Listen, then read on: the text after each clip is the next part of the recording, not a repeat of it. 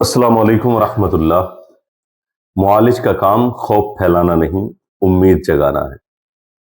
دوستو، گزشتہ ویڈیو میں ہم نے شادی کورس کے نام پر ہونے والی ایک مارکیٹنگ اور خوف کے کاروبار پر گفتگو کی تھی۔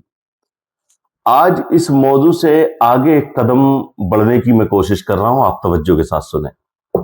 پہلی بات، جب کوئی انسان کسی ڈاکٹر، حکیم یا معالج کے پاس جاتا ہے تو وہ پہلے ہی سے پریشان ہوتا ہے، تبھی تو ڈاکٹر کے پاس جاتا ہے۔ وہ اپنی بیماری سے بھی پریشان ہوتا ہے اور اپنے مستقبل کے بارے میں بھی فکر مند ہوتا ہے۔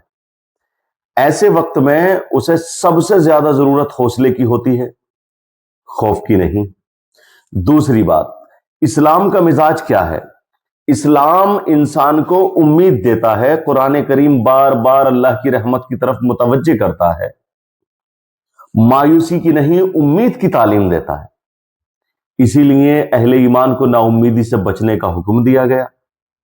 تیسری بات، نبی اکرم صلی اللہ تعالی علیہ وسلم نے مریض کی عیادت کو ثواب قرار دیا۔ ذرا غور کیجئے، عیادت کا مقصد کیا ہے؟ کیا مریض کو مزید ڈرانا؟ کیا اس کے دل میں خوف پیدا کرنا؟ کیا اسے یہ احساس دلانا کہ اب اس کا کچھ نہیں ہو سکتا؟ ہرگز نہیں۔ عیادت کا مقصد بیمار کے دل میں امید پیدا کرنا ہے، اسے تسلی دینا ہے، اسے حوصلہ دینا ہے، اس کے لیے دعا کرنا ہے۔ اور چوتھی بات، ایک اچھے معالج کی پہچان کیا ہے؟ وہ بیماری کو چھپاتا نہیں، لیکن بیماری کو بڑھا چڑھا کر بھی پیش نہیں کرتا۔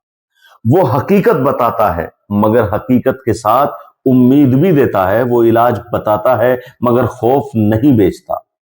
پانچویں بات، آج ہمارے معاشرے میں ایک خطرناک رجحان پیدا ہو گیا ہے۔ کچھ لوگ معمولی مسئلے کو بھی ایسا پیش کرتے ہیں جیسے زندگی ختم ہونے والی ہو۔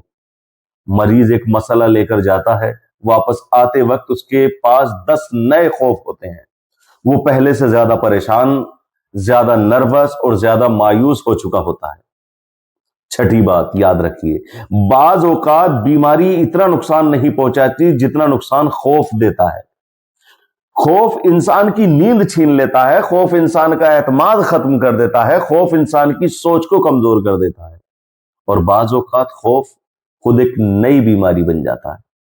ساتویں بات، مخلص معالج اور کاروباری ذہنیت والے شخص میں فرق یہی ہے کہ مخلص معالج کہتا ہے مسئلہ ہے تو اس کا حل بھی ضرور ہوگا، بیماری ہے تو اس کا علاج بھی ہے، جبکہ کاروباری ذہنیت رکھنے والا شخص کہتا ہے کہ آپ بہت بڑے خطرے میں ہیں، فوراً یہ چیز خرید لیجئے گا، فوراً اس کو استعمال کر لیجئے گا، ورنہ آپ کی زندگی ختم ہو جائے گی۔ آخری بات، ہمیں ایسے ڈاکٹر، حکیم اور معالج کی قدر کرنی چاہیے جو مریض کے دل میں امید پیدا کرے، جو حقیقت بھی بتائیں اور حوصلہ بھی دیں، جو بیماری کا علاج کریں اور خوف کا کاروبار نہ کریں۔ یاد رکھو، مریض کو خوف زدہ کرنا آسان ہے، حوصلہ دینا مشکل ہے، اور جو حوصلہ دیتا ہے وہی حقیقی معنوں میں انسان کی خدمت کرتا ہے۔